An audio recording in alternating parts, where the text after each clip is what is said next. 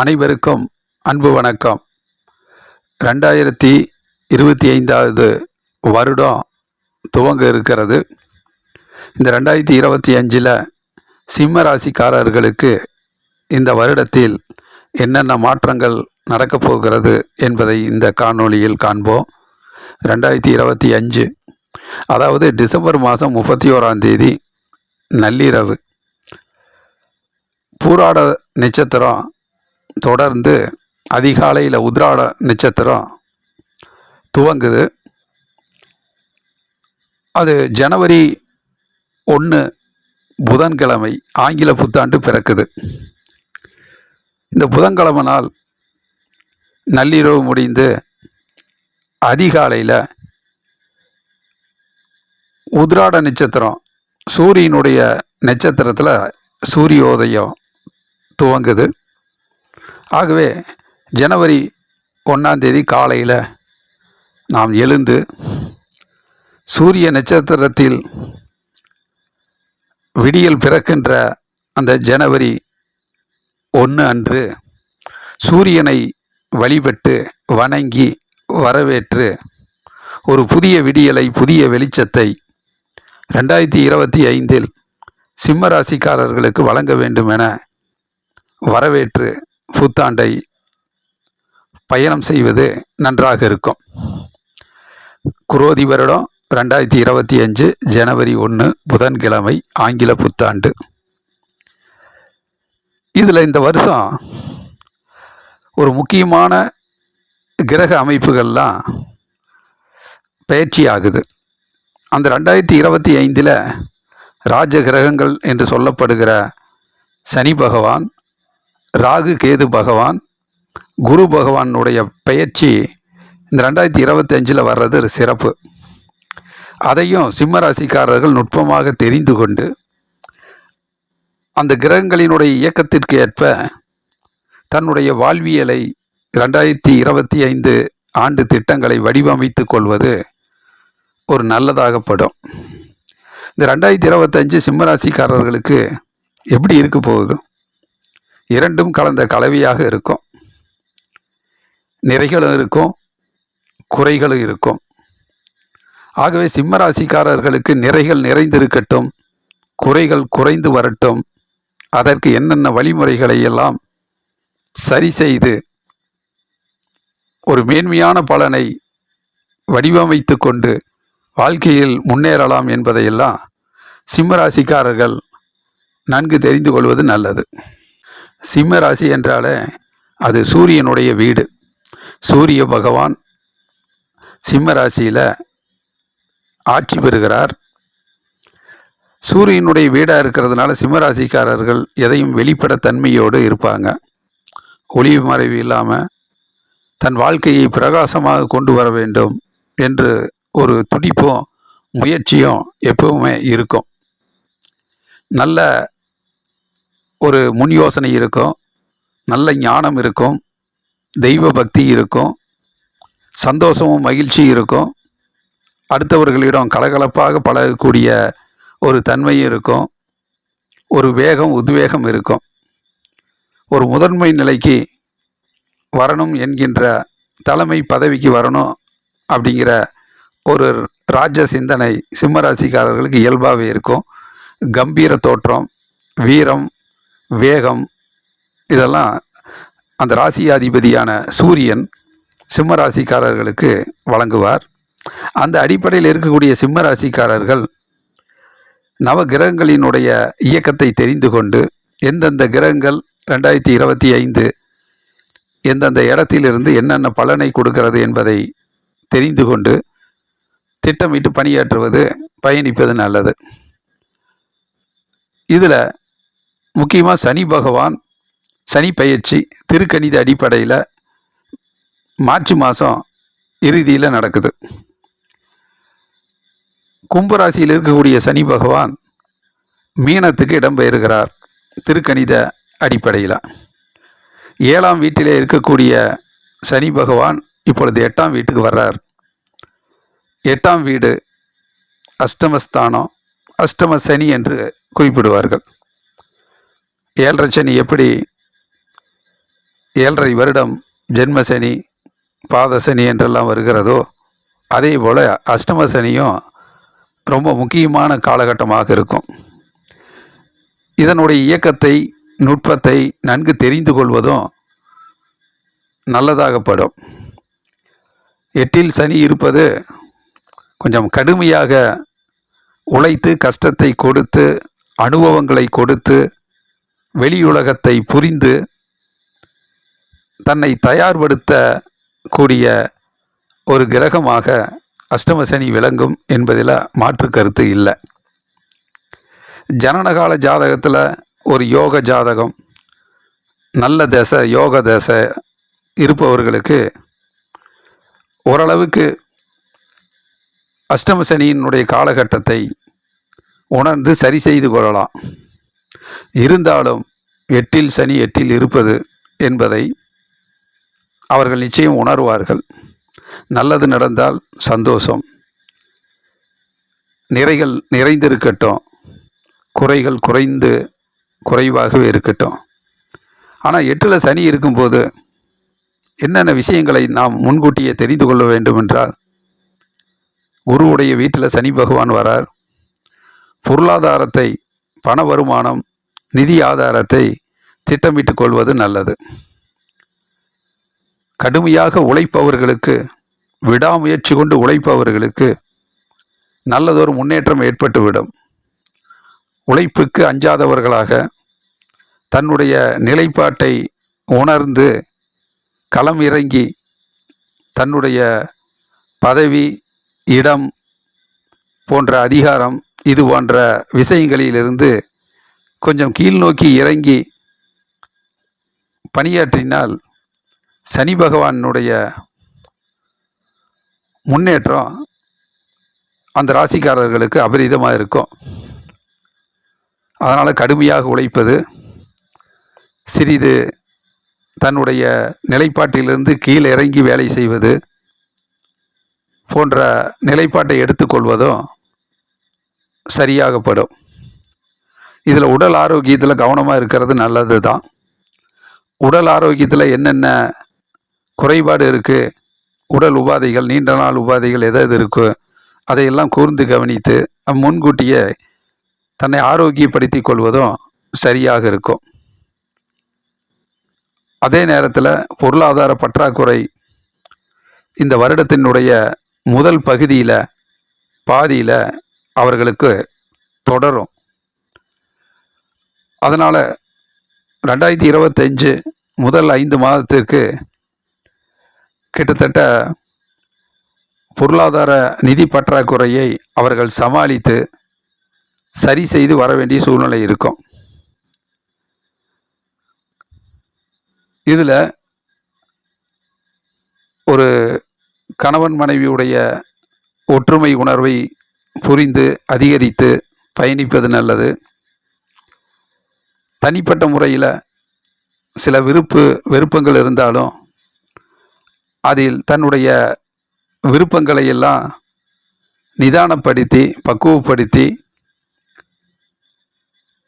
ஒரு தனிப்பட்ட முறையில் முயற்சி செய்து வெற்றி பெறுவதும் ஒரு சுலபமான வழியை கொடுக்கும். நான் இந்த ஒரு காரியத்தை செய்ய போகிறேன் அப்படிங்கிற ஒரு விஷயத்தை முடிஞ்ச அளவுக்கு ரகசியமாக வைத்துக்கொண்டு, ஒரு பர்சனலாக வைத்துக்கொண்டு, தெரிந்தவர்கள், நண்பர்கள், மற்றவர்கள் எல்லாத்துக்கும் அந்த முயற்சியை சொல்லணும், உங்களுடைய திட்டங்களை எல்லாம் சொல்லணும் அப்படிங்கிற முயற்சியெல்லாம் இல்லாமல் உங்கள் தனிப்பட்ட முயற்சியாக அதை எடுத்துக்கொண்டு கடுமையாக உழைத்தால் பிரச்சனைகளிலிருந்து விடுபட்டு நன்மைகளை தக்க வைத்து கொள்ள முடியும். இந்த அஷ்டமி 2.5 வருடம் வரக்கூடிய அஷ்டம சனி காலம் விழிப்புணர்வுடன் ஒரு விடியலின் வெளிச்சத்தை, வாழ்க்கையின் புதிய வெளிச்சத்தை நீங்கள் பக்குவப்படுத்தி கொள்வதும் ஒரு முன்னெச்சரிக்கையான நடவடிக்கையாக இருக்கும். கவனத்துடன் பயணிப்பது மிகவும் நல்லதாகப்படும். பிறகு ராகு கேது பயிற்சி என்பது ஏப்ரல் மாதம் இறுதியில் ராகு பகவான் மீன ராசியிலேருந்து கும்பராசிக்கு வரார். அப்போது 8ஆம் இடத்துலேருந்து 7ஆம் இடத்துக்கு வர்றார். கேது பகவான் 2ஆம் வீட்டிலிருந்து ஜென்ம ராசிக்கு வர்றார், சிம்ம ராசிக்கு. இப்போ ராகு 8லேருந்து 7க்கு வருகிற போது கலத்திரஸ்தானத்தில் ஒரு குடும்ப பாங்கான விஷயத்தில் இன்னும் கொஞ்சம் அதிக கவனம் எடுத்து சரி செய்து கொள்வது நல்லது. கணவன் மனைவியுடைய நல்ல ஒற்றுமையை நிலைநாட்டுவது, ஒருவருக்கொருவர் நன்கு புரிந்து செயல்படுவது, அதில் கொஞ்சம் அதிக அக்கறை எடுத்துக்கொள்வது, குடும்பத்தினுடைய முன்னேற்றத்திலையும் ஒரு எது ஆலோசனை செய்து வைத்திருக்கின்றோமோ அதையெல்லாம் சரி செய்து முன்னேற்றத்தை நோக்கி கொண்டு செல்வதற்கும் ஒரு நல்ல புரிதல் இருந்தால் போதும். அதே நேரத்தில் ஒரு பார்ட்னர்ஷிப், உங்களுடைய கூட்டாளிகள் அதை சரியான தேர்வாக எடுத்துக்கொள்ள வேண்டும். யார் வந்தாங்க எல்லாத்தையும் நம்புவது, அவர்களோடு இணைந்து பணியாற்றுவது அப்படிங்கிறதெல்லாம் இல்லாமல் சரியான தேர்வு, செலெக்ஷன் ரொம்ப முக்கியம். ஆகவே பார்ட்னர்ஷிப், கூட்டாளி அவர்களுடையும் கவனத்தோடு பணியாற்றுவது நல்லது. இதில் கவனத்தோடு பணியாற்றுவது அப்படிங்கிறத விட கொஞ்சம் ஆர்வத்தோடு, அக்கறை இல்லாமல், ஒரு சோம்பலாக, அலட்சியப்படுத்தாமல், அந்த கூட்டாளிகளினுடைய மனதையும் புரிந்து கொண்டு, அவர்களுடைய எண்ண ஓட்டத்தையும் தெரிந்து கொண்டு, தன்னார்வத்தோடு அவர்களை இணைத்து பணியாற்றுவதில் கொஞ்சம் தன்முனைப்போடு செயல்பட்டால், ராகு பகவான் 7லே இருக்கக்கூடிய ராகு பகவான் ஒரு நல்ல நல்ல நன்மைகளை, வெற்றிகளை தக்க வைத்து கொள்ளக்கூடிய சூழ்நிலையை அமைத்து தருவார். அதே போல் கணவன் மனைவியினுடைய பிரச்சனைகள் எதுவாக இருந்தாலும் அதில் ஒரு நல்ல புரிதல், கொஞ்சம் ஆர்வம் இல்லாமல், அக்கறை இல்லாமல், அலட்சியப்படுத்தாமல், அதனுடைய நுட்பத்தை, நியாயத்தை சரியாக புரிந்து கொண்டு கொஞ்சம் அக்கறையாக, கவனமாக அதை புரிந்து பயணித்தால் ராகு பகவானால் நன்மைகள் தக்க வைத்து கொள்ள முடியும். இதில் சனிக்கிழமை நாள் 9 to 10 ராகு காலத்தை வாரம் வழிபாடு செய்கிறதும் தங்குதடை இல்லாத முன்னேற்றத்தை கொடுக்கும். உடல் உழைப்பில் நல்லதொரு எதிர்ப்பு சக்தி கிடைக்கும், ஆர்வம் இருக்கும், அக்கறை இருக்கும், அலட்சியம் இருக்காது. இதை சரி செய்து கொள்ளலாம். அதே நேரத்தில் கேது பகவான் 2ஆம் வீட்டிலிருந்து சிம்ம ராசிக்கு ஜென்மத்தில் வரார். அப்போது நல்ல ஆன்மீக சிந்தனை இருக்கும். எதை செய்தாலும் விநாயகரை வழிபாடு செய்து துவங்குவது நல்லது. புதிய புதிய யோசனைகள் தோன்றும், ஞானம் பிறக்கும், நல்ல அனுபவம் பிறக்கும், வெளியுலகத்தை புரிந்து கொள்ளக்கூடிய சிந்தனைகள் பிறக்கும். அதனால் ஒரு குருமார்களுடைய ஆசீர்வாதத்தை பெறுதல், சித்தர் மகான்களை எல்லாம் சென்று பார்க்கக்கூடிய சூழ்நிலைகள், ஆலயங்களுக்கு சென்று இறைவனை வழிபாடு செய்கிறது, ஆன்மீக பயணங்கள் செய்வது, இதெல்லாம் ஜென்ம ராசியில் வரக்கூடிய கேது பகவான் உங்களுக்கு வழிகாட்டுவார். ஆகவே இறையருளால் நீங்கள் நிறைய நன்மைகளை சரி செய்து கொள்ள முடியும். உங்கள் திறமைக்கு நல்ல நல்ல யோசனைகள் தோன்றும், நல்ல நல்ல சிந்தனைகள் தோன்றும். எதிர்காலத்தை பற்றி நாம் எதை நோக்கி பயணிப்போம், எப்படி பயணிக்க வேண்டும் என்கின்ற முன் யோசனையும் ஞானமும் பிறக்கும். கேது பகவான் உங்களுக்கு நல்வழி காட்டுவார். அதே நேரத்தில் குரு பகவான் மே மாதம் 11ஆம் தேதிக்கு மேலே குரு பயிற்சி வருது. சிம்ம ராசிக்கு மிதுன ராசியில் வருது. ரிஷப ராசியிலிருந்து மிதுன ராசிக்கு 11ஆம் வீடு. ஒரு அற்புதமான முன்னேற்றம், ஒரு ஆறுதலான செய்தி. இந்த 2025 முதல் பகுதி கொஞ்சம் தடுமாற்றம் பட்டு சரி செய்து வாழ்வியலை பக்குவப்படுத்தி திட்டமிட்டு கடுமையாக உழைத்து தடைகளை தகர்த்து நீங்கள் முன்னேறி வந்து கொண்டு இருந்த காலகட்டத்தில் குரு பயிற்சி என்பது உங்களுக்கு நல்லதொரு மகிழ்ச்சியை நிச்சயம் கொடுக்கும். இதுநாள் வரை இருந்த பொருளாதார நெருக்கடி விலகும், பண வருமானம் அதிகரிக்கும், ஊதிய உயர்வு அதிகரிக்கும், பதவி உயர்வு கிடைக்கும், வேலை இல்லாதவருக்கு வேலை கிடைத்து அதில் நல்லதொரு வருமானம் கிட்டும். புதிய தொழில் தொடங்கி நல்லதொரு முன்னேற்றத்தையும் வருமானத்தையும் கொடுக்கும், லாபத்தை கொடுக்கும். மாணவர்கள் கல்வியில் அற்புதமாக சிறந்து விளங்குவாங்க. மிகச்சிறந்த அறிவாற்றலும் புத்திசாலித்தனமாக செயல்பட்டு கல்வியில் நல்லதொரு முன்னேற்றம் அடைவார்கள். அலுவலக பணி ரொம்பவும் சிறப்பாக இருக்கும். ஊதிய உயர்வு கிடைக்கும், பதவி உயர்வு கிடைக்கும். உங்களுடைய திறமைகளை மற்றவர்களுக்கு வழிகாட்டக்கூடிய அளவுக்கு ஒரு உயர்ந்த ஸ்தானத்தால் நீங்கள் முன்னேறுவதற்கு நல்ல வாய்ப்புகள் இருக்கிறது. ஆகவே இந்த வருடம் 2025 வரக்கூடிய குரு பயிற்சி சிம்ம ராசிக்காரர்களுக்கு நல்ல உன்னதமான காலம், உயர்வான காலத்தை குரு பகவான் அமைத்து தருவார். தொழில், வியாபாரம், கல்வி, அலுவலக பணி இது போன்ற விஷயங்கள் உங்களுக்கு நல்லதொரு முன்னேற்றமாக இருக்கும். விவசாயம் செழிக்கும், உற்பத்தி பெருகும், மகிழ்ச்சியும் சந்தோஷமும் கிட்டும். அதே நேரத்தில் சூரியனுடைய ஆதிக்கம், சூரிய பலம் சிம்மராசிக்காரர்களுக்கு இந்த வருடம் மே மாதம் 15ஆம் தேதியிலிருந்து ஜூன் மாதம் 15, பிறகு ஜூன் 15லேருந்து ஜூலை 15, இந்த 60 நாட்கள் ஒரு அற்புதமான முன்னேற்றத்தை கொடுப்பார். சூரியனுடைய பலத்தால் சிம்மராசிக்காரர்கள் அற்புதமான தொழில் வளர்ச்சியும், புதிய தொழில் தொடங்கிறது, தொழில் அடுத்த கட்டத்தை நோக்கி நகர்த்துவது, வாடிக்கையாளர்களுடைய பாராட்டு பெறுவது, உங்களுடைய தொழில், அலுவலக பணி இது போன்ற விஷயங்களில் ஒரு மிகப்பெரிய திறமைக்குரியவர்களாக அங்கீகாரம் வரக்கூடிய அளவுக்கு பாராட்டு கிடைக்கும். திறமைகள் மதிக்கப்படும், நல்ல லாபம் கிட்டும். சூரிய பலத்தால் பிறகு அக்டோபர் மாதம் 15லிருந்து நவம்பர் 15 வரைக்கும் சூரிய பகவான் 3ஆம் இடத்துக்கு வருகிற போது உங்கள் முயற்சியெல்லாம் வெற்றி அடையும். நீண்ட நாள் உங்களுடைய எண்ணங்கள், குறிக்கோள் மனதிலே வைத்து நீங்கள் எடுத்த முயற்சிகள் எல்லாம் இந்த அக்டோபர் 15லேருந்து நவம்பர் 15 இந்த 30 நாட்களில் அது நிறைவேறும். லட்சியங்கள் நிறைவேறும், எண்ணங்கள், குறிக்கோள் நிறைவேறும், நல்ல பேர் கிடைக்கும், பெருமைக்குரிய காலகட்டமாக இருக்கும், மக்களுடைய பாராட்டு கிடைக்கும், பதவி உயர்வு கிடைக்கும். ஆகவே சூரியனுடைய பலத்தால் இந்த வருடம் இந்தந்த மாதங்களில் சிம்மராசிக்காரர்களுக்கு நிறைய நன்மைகள் இருக்கிறது. விடாமுயற்சி வெற்றியை கொடுக்கும். பிறகு செவ்வாயுடைய அங்காரகன் என்று சொல்லப்படுகிற செவ்வாய் கிரகம், செவ்வாய் பகவான் ஜனவரி மாதம் 15ஆம் தேதிக்கு பிறகு லாபஸ்தானத்திலிருந்து நிறைய நன்மைகளை கொடுப்பார். விடுபட்ட பணிகளெல்லாம் மீண்டும் புதுப்பித்து தொடங்கும்.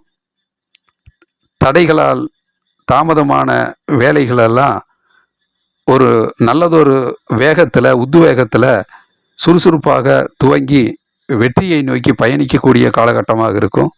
பேரும் புகழும் கிடைக்கும், நல்லதொரு பாராட்டும், மக்கள் செல்வாக்கு கைகூடும். பூமி சம்பந்தப்பட்ட, நிலம் சம்பந்தப்பட்ட, வீடு சம்பந்தப்பட்ட விஷயங்கள் வெற்றி பெறும். பூமி யோகம் இருக்கும்.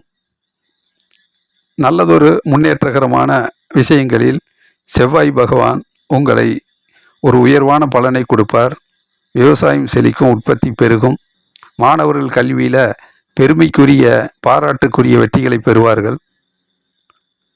சகோதரர்களுடைய உறுதுணையும் உதவியும் கிட்டும். நல்லதொரு முன்னேற்றகரமான காலகட்டம் ஜனவரி 15 தொடங்கி ஜனவரி, பிப்ரவரி, மார்ச் இது போன்ற மாதங்களில் செவ்வாய் பகவான் மிகவும் அருமையான முன்னேற்றத்தை கொடுக்கின்றார். அதே நேரத்தில் சுக்கிர பகவான் இந்த வருஷம் சிம்மராசிக்காரர்களுக்கு சுக்கிரன் பலன் நல்லாவே இருக்குது. அதில் இந்த மாதத்தினுடைய தொடக்கத்திலேயே ஜனவரி, பிப்ரவரி, மார்ச், ஏப்ரல், மே என்று வருகிற போது சுக்கிரனுடைய ஸ்தான பலம் நன்றாகவே இருக்கிறது. மகிழ்ச்சியும் சந்தோஷம் கிட்டும். வாகன யோகம் நன்றாக இருக்கிறது. மனதுக்கு பிடித்த பல இடங்களுக்கு செல்லக்கூடிய, சுற்றுலா ஸ்தலங்களுக்கு செல்லக்கூடிய சூழ்நிலை அமையும். ஆனந்த, மகிழ்ச்சி, சுபகாரியங்கள் இந்த வருடம் நடக்கும். திருமணம் ஆகாதவர்களுக்கு மே மாதத்துக்கு பிறகு திருமண நிகழ்ச்சிகள் அற்புதமாக முன்னேற்றகரமாக சிம்மராசிக்காரர்களுக்கு அமையும். வீட்டில் விசேஷம் இருக்கும். அதே நேரத்தில் ஆகஸ்ட்டுக்கு செப்டம்பர் அக்டோபர் வருட இறுதி வரைக்குமே சுக்கிர பலன் இருக்குது. மகிழ்ச்சியும் சந்தோஷமும் லாபமும் கிடைக்கக்கூடிய அளவுக்கு சிம்மராசிக்காரர்களுக்கு சுக்கிரன் நல்லருள் புரிவார். ஆகவே நவகிரகங்களினுடைய ஏற்ற இறக்கத்திற்கு ஏற்றாற்போல தன்னுடைய நிலைப்பாட்டை சிம்மராசிக்காரர்கள் நன்கு புரிந்து வாழ்க்கையை நல்ல திட்டமிட்டு வடிவமைத்து கொள்ளுங்கள். சனி பகவான் 8லே இருக்கிறது. அஷ்டம சனியின் காலகட்டமாக இருப்பதாலே திருக்கணித பஞ்சாங்கத்தின் அடிப்படையில் சனி பயிற்சி மார்ச் 29ஆம் தேதி. சனி பகவானை விடாமல் வழிபாடு செய்யுங்கள். திருநள்ளாறு சென்று சனீஸ்வரனை வழிபாடு செய்யுங்க. சனிக்கிழமை நாள் விரதம் இருந்து நவகிரகங்களை வழிபாடு செய்து எள் தீபம் ஏற்றி காகத்துக்கு உணவு வைத்து வழிபாடு செய்யுங்கள். அதிகமாக உழைத்து விடாமுயற்சியால் கடுமையாக உழைத்து முன்னேறக்கூடிய காலகட்டமாக இருக்கும். உழைப்புக்கு அஞ்ச வேண்டாம். தடைகளை பிரச்சனைகளை தகர்த்து முன்னேறி செல்வதற்கு தன்னை தயார்படுத்தி கொள்ளுங்கள். மன உறுதியோடு உடல் ஆரோக்கியத்தோடு முயற்சிகளை மேற்கொள்ளுங்கள். ராகு பகவான் சனிக்கிழமை தோறும் ராகு கால பூஜை வழிபாடு எடுத்துக்கொள்ளுங்கள். 9 to 10:30 ராகு காலம். ராகு கால வழிபாடு அவசியம் தேவைப்படுகிறது. குரு பகவான் சிம்மராசிக்காரர்களுக்கு அற்புதமான முன்னேற்றத்தை, பொருளாதார முன்னேற்றத்தை, பண வருமானத்தை கொடுத்து உங்களுடைய பண பிரச்சனைகளை எல்லாம் சரி செய்து ஊதிய உயர்வும் நல்லதொரு வியாபார லாபத்தையும் கொடுத்து வாழ்க்கையில் முன்னேற்றுவார் என்று சொல்லி குபேந்திரா டிவி வழங்கும் ஜோதிடம் பற்றிய அனைத்து தகவல்கள் வந்து கொண்டிருக்கிறது. தொடர்ந்து பாருங்கள். லைக் பண்ணுங்கள், ஷேர் பண்ணுங்கள், சப்ஸ்கிரைப் பண்ணுங்கள். நன்றி, வணக்கம்.